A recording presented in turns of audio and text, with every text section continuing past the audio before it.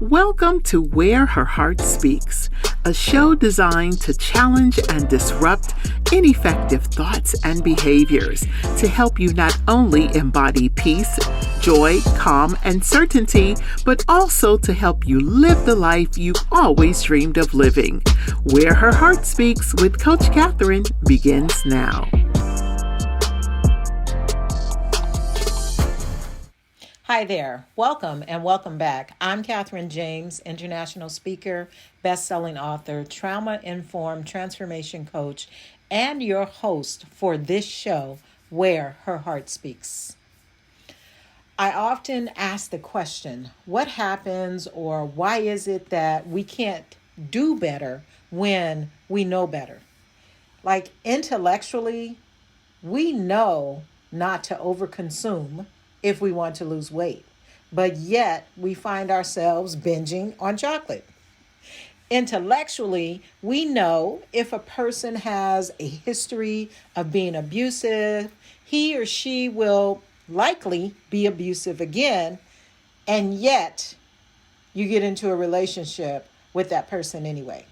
Like intellectually, we know that principles such as reaping and sowing or saving for rainy days have proven to be true, and yet we ignore them. We know we shouldn't have the drink. We know we should set boundaries. We know we should look for another job. We know we should exit the relationship or whatever it is that's applicable for you. Like we know these things. We know these things in our head, and yet we do them anyway. The saying is, when we know better, we should do better. So again, I ask, why is it that we don't do better when we know better? Are you being rebellious? Are you consciously and intentionally going against the grain or doing things, practicing behaviors that are causing you more harm than good? That's what we've been told. That's what society would have you to believe. That's what your parents would have you to believe. Like we've all heard things like, you're ruining your life. You just need to shape up, or you should make better choices. Like we've all heard those things and they sound logical, right? But I would argue that when we submit to this way of thinking, we're essentially telling ourselves that we are at fault or we are the cause. Now, this may be true for what I'll call in air quotes, normally functioning, end air quotes, normally functioning person. But since the research tells us that more than 60% of adults experience at least one adverse childhood experience, also known as trauma. And I would argue that that number is likely much higher because that more than 60% is only based on reported accounts. And we know how many accounts are not reported. I would say that there probably are very few normally functioning people walking around. The vast majority are functioning from a protective state or what I'll say is a survival state. And I know that you are wondering, like, what is a survival state? How does one reach this place that you call a survival state? And I'm going to give you a very simple answer. Automatically. We reach a survival state automatically based on our lived experiences. Licensed clinical social worker Deb Dana says the autonomic nervous system is the heart of our lived experiences. I love that. And what that means is that our nervous system responds to everything we experience. Everything good, everything bad, everything. So let's talk about the nervous system. let's talk about the autonomic nervous system and gain a better understanding of why, when we know better, we can't do better. The autonomic nervous system, or the nervous system, is designed to keep us safe. Like, that is part of its primary function. It is designed to keep us safe. And then it also helps our body do some things, which we'll talk about in a moment, that happens like automatically. But as I go through the nervous system, I want you to understand that I'm speaking of it from the framework or the lens of the polyvagal theory, which was developed by Dr. Stephen Porges. I lean towards the polyvagal theory because when I first heard about it and how I heard it explained, it made sense to me. When he talks about our body responding physiological, when we have a physiological sensation in response to an event or something that we experience, that made sense to me because that's what I experience. So before polyvagal, we learned the autonomic nervous system, which controls things like blood pressure, breathing, digestion, temperature, heart rate. We learned that the autonomic nervous system consisted of two branches. It was the sympathetic branch and the parasympathetic branch. Now, the sympathetic branch gets the body ready to act during times of threat or when it feels unsafe. This is where our fight or flight response comes from. When the sympathetic nervous system is activated, we experience things like sweaty hands or sweaty armpits, like our sweat glands go into overdrive. Our heart rate increases, our pupils dilate, our breathing increases. Those are the things that happens physiologically, automatically, when the sympathetic nervous system is activated. Now, in contrast or opposite of the sympathetic nervous system is the parasympathetic nervous system. And it's also known as the part that's responsible for rest and digest. So we've all heard about rest and digest. The parasympathetic division, again, does the opposite of the sympathetic nervous system. When the parasympathetic is activated, this is the part that conserves energy. So it slows the heart rate and decreases the blood pressure. The pupils actually constrict. Like, it's responsible for helping the body to relax or calm down. Now, Dr. Porges contends in his polyvagal theory that the parasympathetic system, and this is where it differs from the old way of thinking, the parasympathetic system has two parts versus one. And he contends that the parasympathetic system consists of both the dorsal vagal and the ventral vagal pathways. Now, I know that this is getting a little bit in the realm of science, and I apologize, but I feel like it's important that we understand what's actually happening, why it's happening, in order to answer that question from a logical standpoint and from a place of truly understanding what's happening in the body. So the term polyvagal actually comes from his belief that there are many parts of the nervous system, that's the poly, and vagal comes from the vagus nerve, which means wandering. So as we think about the polyvagal having a dorsal and a ventral, I want you to understand that the dorsal vagal response causes immobilization, disconnection, and shutdown. So as I'm talking, just think about your own life. Think about the lives of people that are around you, maybe some of your peers in your workplace, some of your family members and friends. just begin to think about their behaviors. And you can then possibly say which part of their nervous system is active most of the time. Dorsal vagal, immobilization, disconnection, shutdown. Then we have the ventral vagal. The ventral vagal response pathway causes us to feel calm, clear, hopeful, and connected to others and connected to ourselves.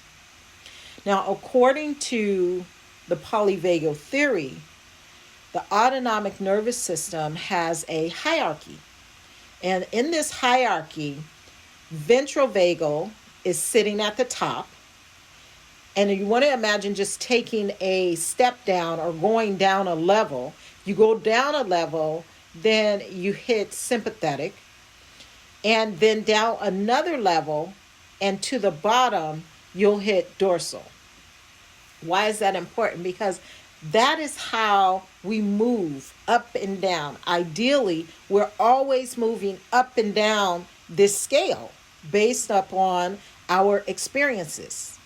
I say ideally. Ideally, we can access each of the pathways as needed by way of a term that Dr. Porges calls and coined neuroception. Now, when you think of neuroception, or a way to think of neuroception, I'll say think of it as your personal surveillance system. Dr. Porges actually describes it as an internal surveillance system. But I like to say personal because it's just taking care of you and only you. Now, the autonomic nervous system, it's continually scanning for cues of safety and cues of threat from both inside our bodies and outside of our bodies. And it's scanning for cues and threats from the relationships between us and others. And I want you again to notice that I said ideally.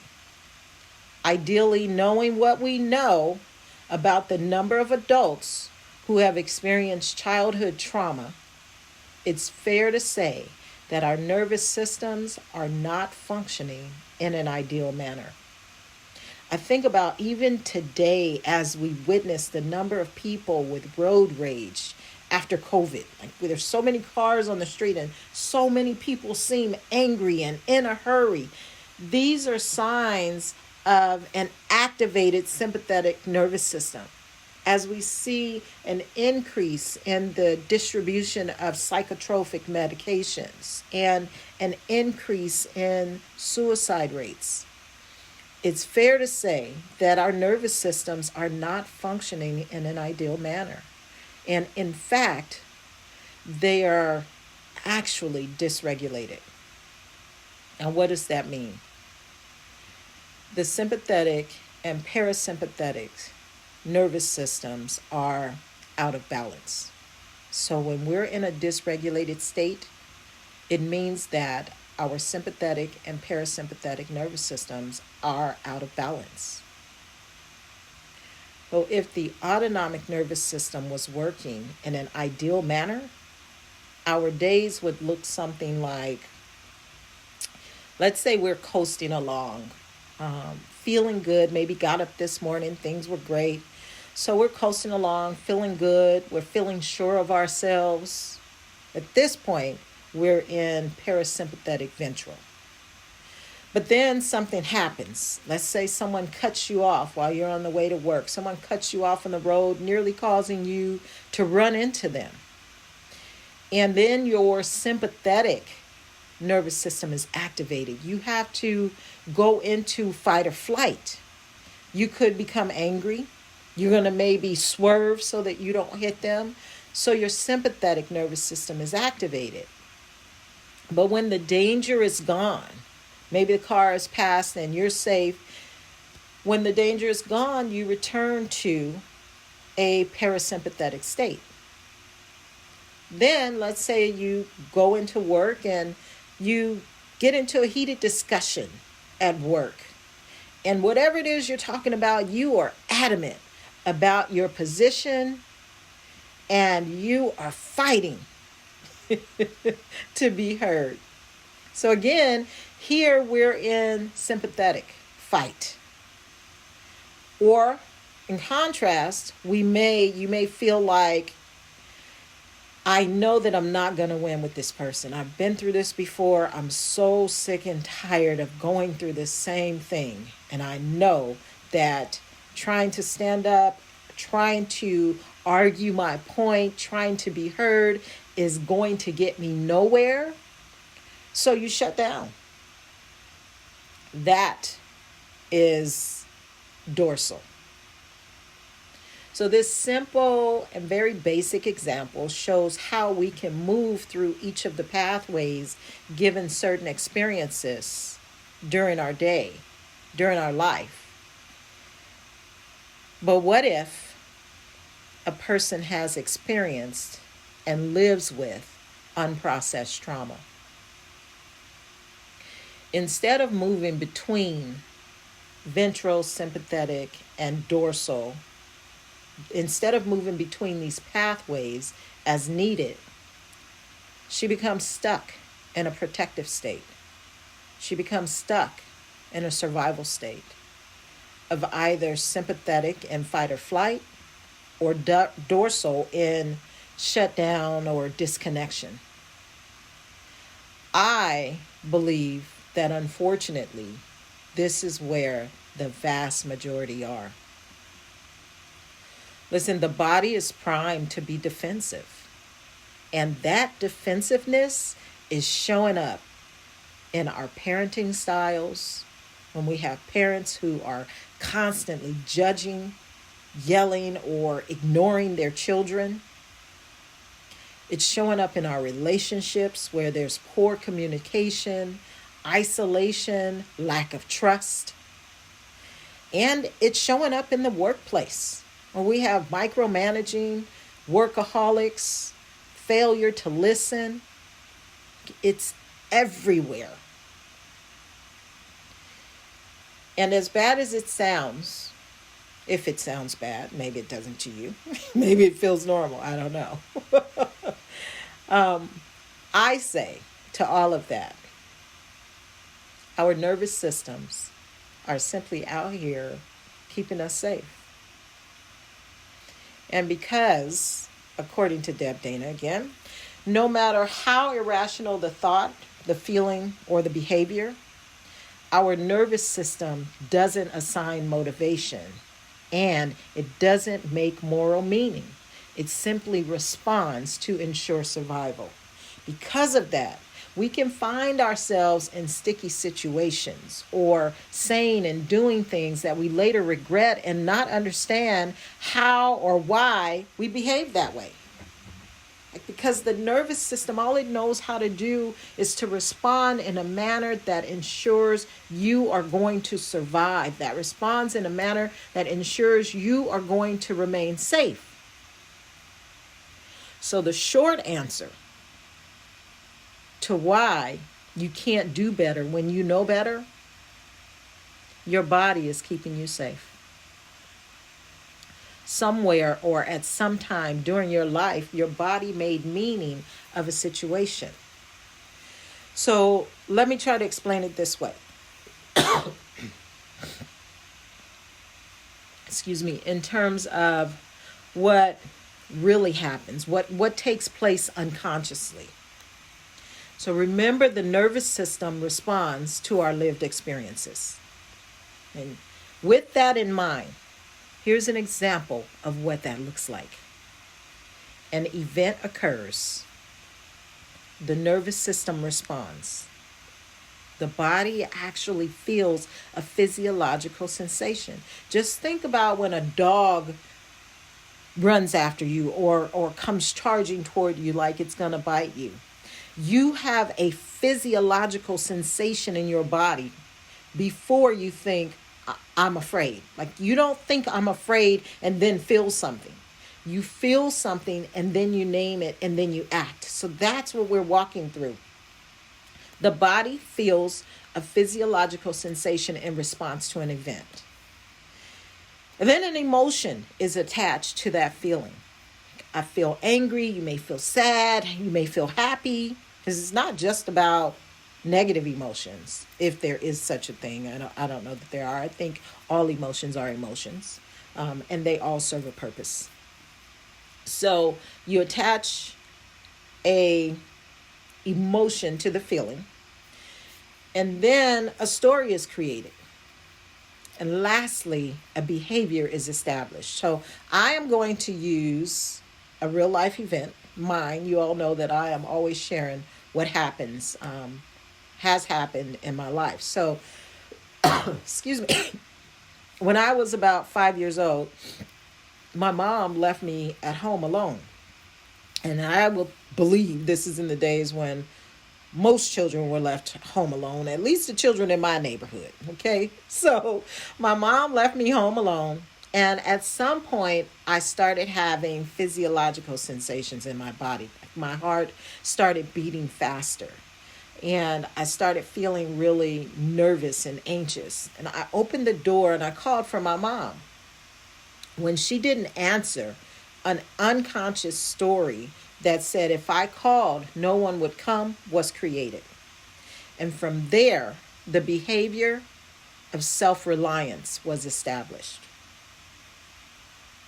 So let me walk back through that. The event, being left home alone and not being answered. The feeling, increased heart rate and anxiousness. The emotion, scared, or the anxiousness could be the emotion. The story, if I call, no one will come. The behavior, self-reliance. So to every event, our nervous system goes through this process. Automatically, we have no idea it's happening. And I know that I carried this self-reliance behavior and belief that it was just the way I was, carried it for years. And it wasn't until I began to study trauma that I understood differently, that it wasn't just the way that I was, but in fact, it was a response to an event that took place earlier in life. So if we put this in the context of knowing better and doing better, I will share in my early 40s, I began to experience heart palpitations. And after several episodes of these heart palpitations, I went to see a cardiologist. The cardiologist told me things like I needed to get more sleep because at that time, I was only sleeping 4 hours a night. Why? Because I was doing everything. And that was literally all the hours that I could get sleep. I was going to bed at midnight and waking up at 4 a.m. every day. So the cardiologist told me I needed to get more sleep. She said I needed to reduce my stress level and I needed to get help. I needed to ask for help. Well, to my nervous system, seeking help or asking for help was dangerous. Like it had already been down that road. It already had a memory that was associated with asking for help. And remember, my story was if I called, no one would come. So I continued living the way that I'd been living until I couldn't live that way anymore. There are times when the nervous system simply won't allow us to do better, even when we know better, because doing better feels unsafe. That's it. So I ask you, what are you carrying? What narrative is present in your life? We have to respect the nervous system. We have to appreciate that it has kept us safe. And if we are going to live freely and authentically, we have to release the patterns and the trauma responses that are keeping us stuck. Dr. Porges contends, to do this, we must bring ventral, also known as the social engagement system, back online. And one thing I recently heard him say that shed light on this for me, was the social engagement system is not accessible when the body is in a chronic state of threat. Ventral vagal actually goes dormant. It's not available. So I want you to understand that when the body holds unprocessed trauma, it is in a chronic state of threat. So imagine living with the ability to only choose between fight or flight or shutdown and disconnection. What does that look like? On the surface, we can appear to be doing well, like managing all of life's things that needs to be managed. In my case, sleeping 4 hours a night, managing all of life. We can be climbing the corporate ladder. We can be holding C-suite positions. And we can be secretly feeling numb, disconnected, and isolated. That is exhausting. And I will simply say, ask me how I know. So we want to reach a state of regulation. And in order to reach a state of regulation, we must get to a place where ventral vagal acts as the overseer of all of the systems, as the overseer of the sympathetic, as the overseer of dorsal. And when ventral vagal is the overseer, we can begin to live from a regulated or in a state of regulation. Our nervous systems can live in a state of regulation. But here's the thing, falling into either sympathetic or dorsal, that's what I explained in terms of advancing in one area and feeling low in another area. Climbing the corporate ladder, being in the corporate, holding a position in the C-suite, but feeling isolated, feeling numb. That is when we have fallen into either sympathetic and dorsal. And if we say live solely in dorsal, we see this when we see people in total despair, depressed, zoned out, not functioning at all, completely shut down. That's when someone is solely in dorsal. But when ventral vagal is brought into the equation, there's an offset and there is balance. So that's the exciting thing about the polyvagal theory, because we have a third option. And this third option helps to bring balance to a system that otherwise would be imbalanced. So a few ways to bring ventral on board is through co-regulation. What is co-regulation? Simply in connection with others, bodies connecting one with another, energies connecting one with another, good energies, making sure that you're not co-regulating with the dysregulated body. Another way, or other ways, some other ways, is through playing, dancing, breathing.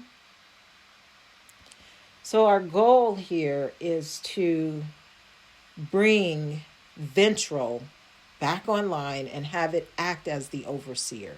So if we're stuck in sympathetic, where we're solely in fight or flight, that's all we can do. But when ventral comes on board, we have another choice. We have balance. Again, when we're stuck in dorsal and we're numb, we're shut down, that's all we can do.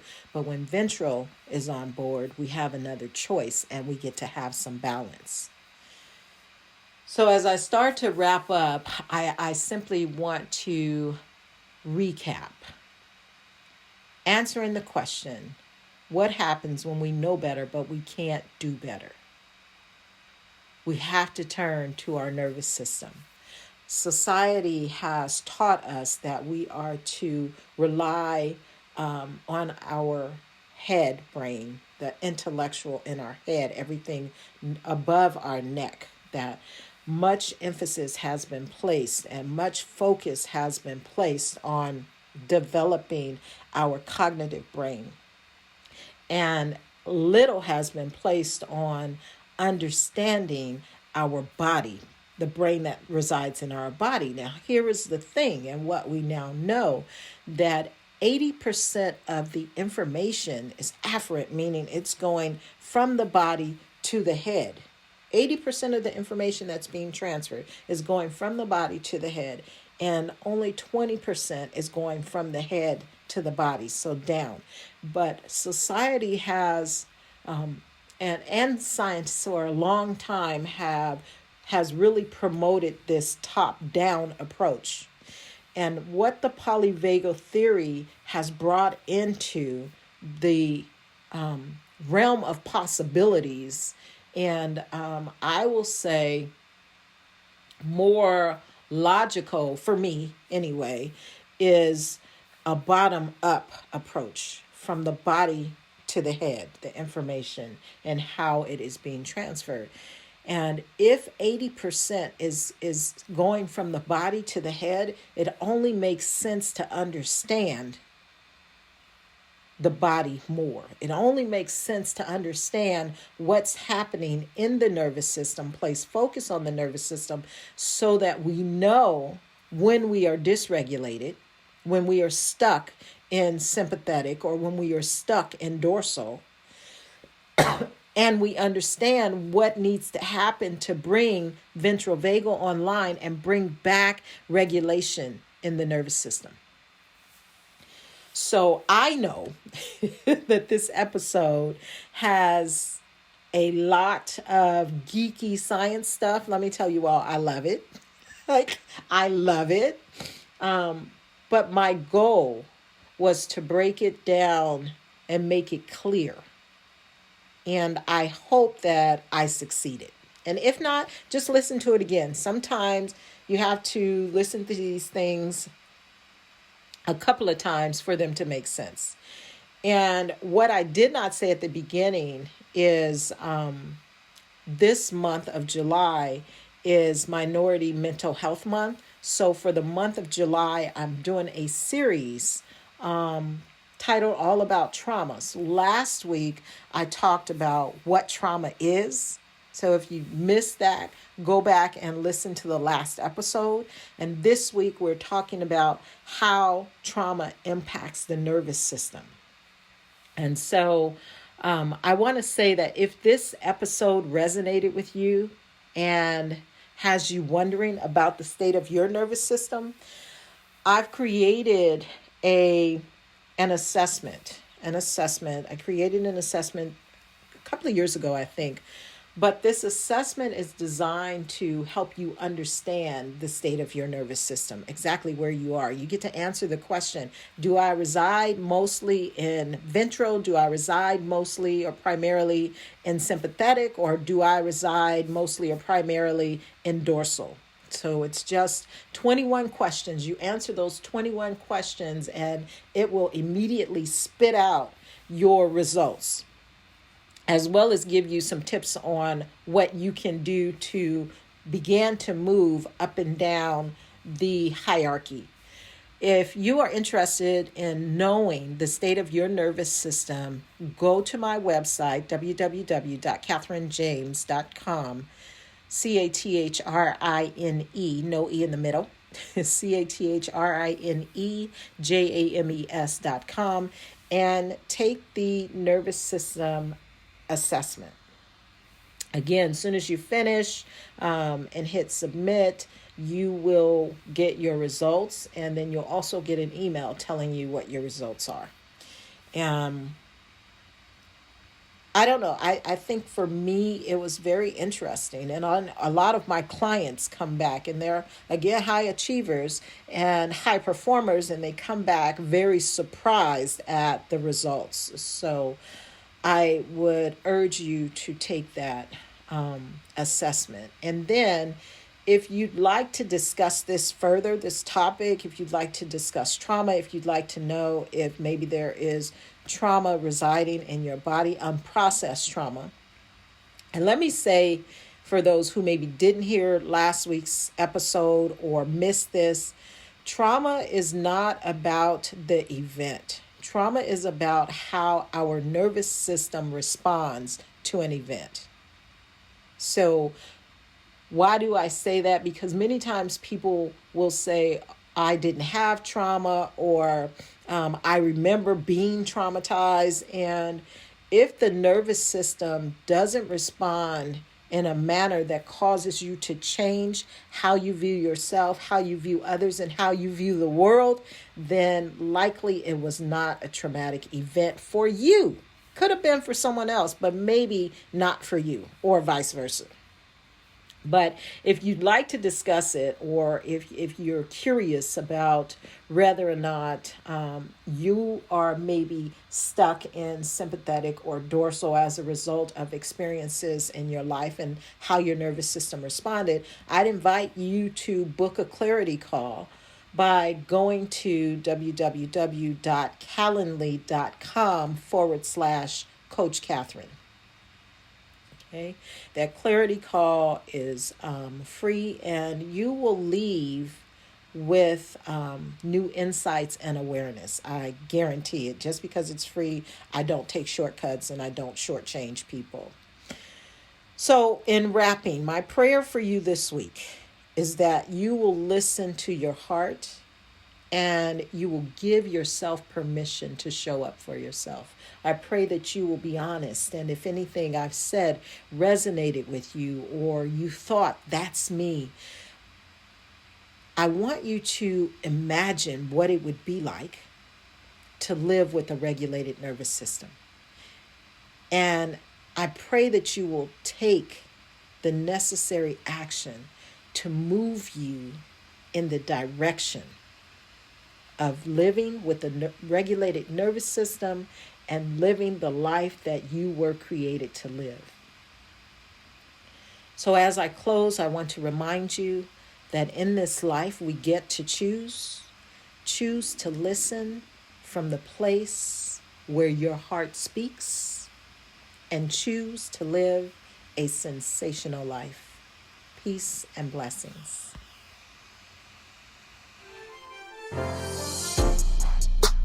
Thank you for listening to Where Her Heart Speaks with Coach Catherine, where Catherine aims to challenge and disrupt ineffective thoughts and behaviors to help you not only embody peace, joy, calm, and certainty, but also help you live the life you've always dreamed of living.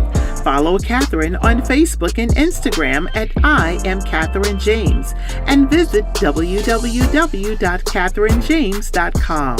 Remember, to live the life of your dreams, you must go within and return to the place where your heart speaks.